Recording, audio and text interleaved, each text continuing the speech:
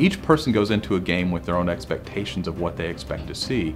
And so some of our best features come from being online, for instance. And I think one of them that, I've always really liked is, our Alliance War.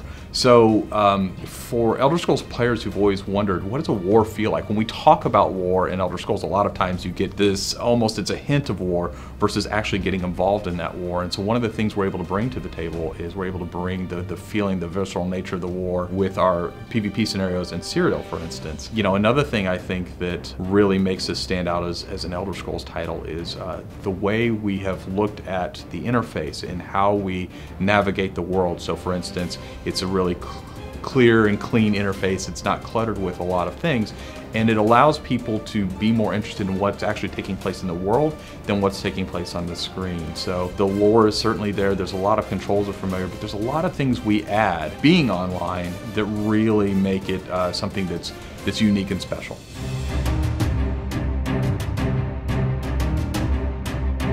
If you've paid attention to the history of Elder Scrolls, then you'll see a lot of the familiar faces that you might have seen before. So for instance, I can neither confirm nor deny that Mike the Liar might be in there. If you know any of the history, you might know something about the Casimirs from Daggerfall, or you might know something about King Emeric or Queen Irene. Being 1,000 years before Skyrim, some of those figures might not be as well known in that time period, but for instance, the Tharns, who were pretty popular in, of course, Elder Scrolls Arena, their family is there, and they have their own plans for Cyrodiil, so to speak, or the Empire.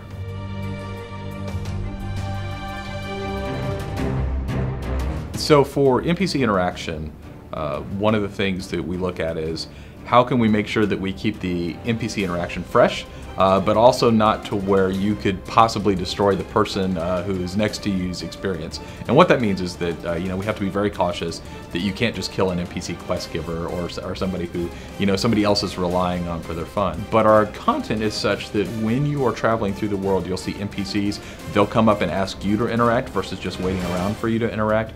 You'll be able to go into cities. Lots of our NPCs have completely fleshed out conversations. They have their own motivations for what they do, and some of the things that you may have done, they'll even comment on, right? So if, for instance, you've allowed a person to die in a quest that maybe you should have saved, then those NPCs might comment on, hey, did you know our friend Fred, and how could you have let Fred die? And so I think that dynamic nature really makes the world come alive.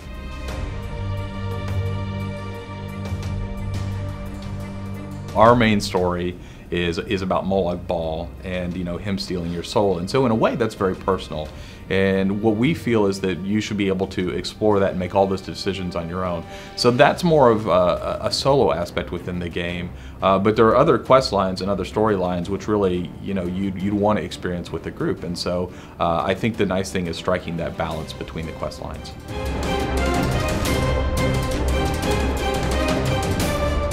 Not just Molag Bal is going to appear in the Elder Scrolls Online. We'll have lots of the other Daedric princes will be making their appearance, and they'll figure very prominently into some storylines. One of my particular favorites that hasn't been talked about a lot is Vermina, and she makes a huge appearance in Stormhaven. So yeah, there'll be lots of interaction with different Daedric princes as you play through the game.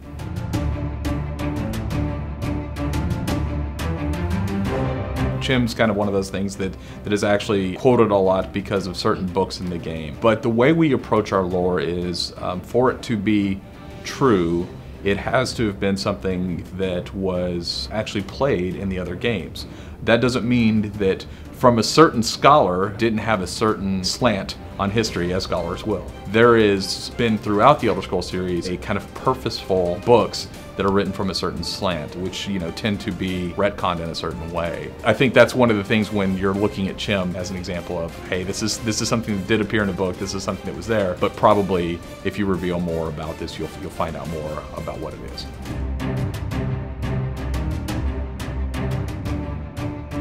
There will be vampires and werewolves in Elder Scrolls Online, and in fact, there will be, yes, vampire lords, but more important than vampire lords or werewolves as NPCs, players will be able to be werewolves and vampires. The secret's out a little bit about the fact that players will be able to infect other players. I think that's one of the most fun things, that social aspect of being able to turn someone else into a vampire werewolf.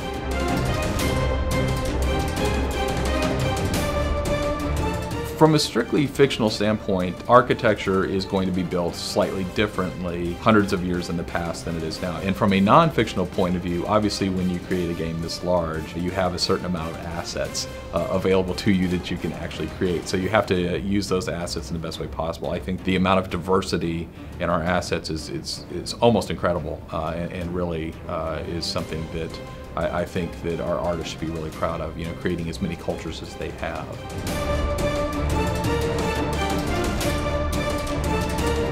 Anything, unless it appeared in the game, is up for speculation. But no, I don't think I would say Iran is from a spaceship. Yeah, that's my personal take on it. And having talked to certainly all of the team about it, I think that's true.